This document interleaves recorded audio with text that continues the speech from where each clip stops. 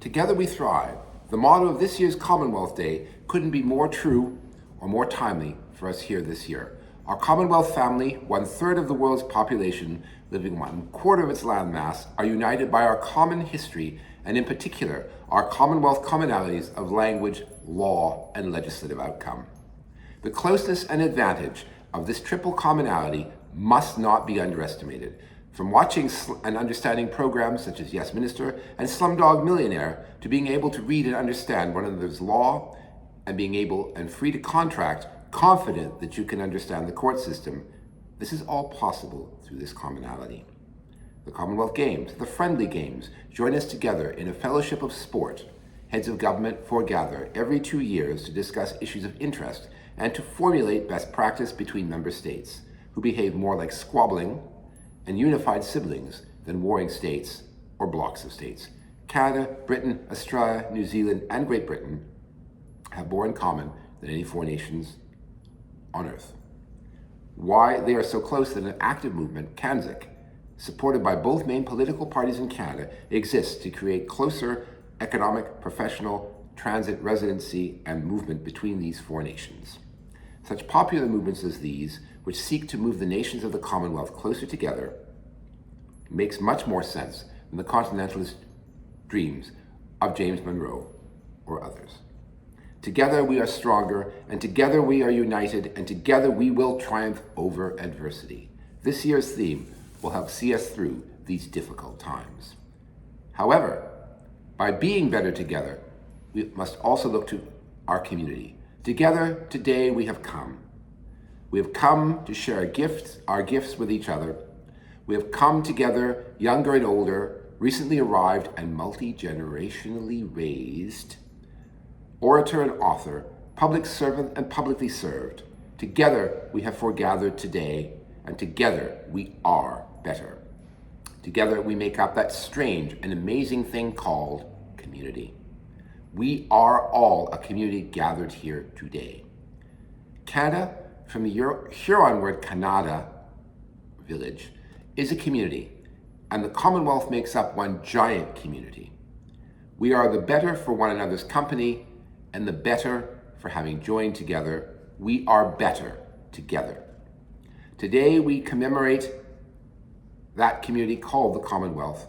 We've also recognized an amazing group of individuals who have rendered superlative service to the community. Today, we also have awarded the King Charles III Coronation Medal, an official Canadian honor created to mark the coronation or crowning of our King, King Charles III of Canada. Our monarchy protects us from the tyranny of the ruling classes, so to speak, and ensures that our liberties and our Constitution are upheld. A few years ago, one premier was rather reluctant to leave office in British Columbia when she lost a vote of confidence. Unlike in some countries, no one marched on Parliament, no shots were fired, and no lives were lost. The Queen's representative relieved the premier of the burdens of office and appointed a premier whose government could command the support of the House. Neat, tidy, and peaceful. Peace, order, and good government in action. King Charles, our first Canadian, and the institution of monarchy, font of all honors, fountainhead of justice, and constitutional guardian, is part of a system shared by many Commonwealth countries, and in fact he heads the institution of the Commonwealth itself. This institution has shown itself to be both resilient and adaptive. Its greatest enemy is apathy.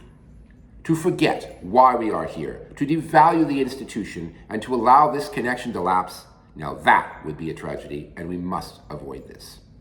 To allow those who would separate us from our King to break apart the bonds of Commonwealth, to break us apart as a community, this is tragic, that is tragic, and must be avoided at all costs. Years ago, when my father was but a boy, a dark force rose up and was left unchecked. This resulted in a terrible war. It gave my father a job for 6 years and many like him, and a lifetime of memories, good and bad, and perhaps an end far sooner than it should have.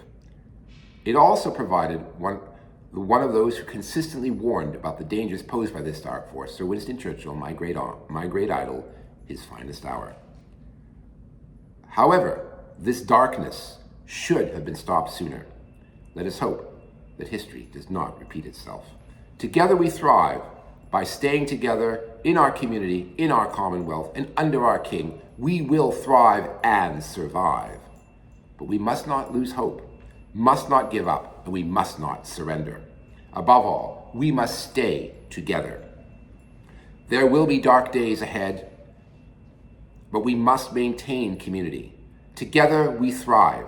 Together, as I said before, we will get through these tough times. The Crown, the Commonwealth, and each other in the community. This is what makes us strong. I want to thank the people who helped organize 2 events, one in Vancouver and one in nationally, for their hard work, particularly my Minister of Everything, Jimmy Yan, and our Vice President in Vancouver, Jetta Liu, Gregory Evaniuk, our Vice Chair for the Royal Commonwealth Society of Canada, and the National Awards Committee for making these events presentation possible. I also want to thank my councils, both locally and nationally, for their hard work, resilience, and for putting up with me. In conclusion, happy Commonwealth Day. Congratulations to our authors and orators. Congratulations to our medal recipients. We are community. In these times, Canada needs the Commonwealth more than ever.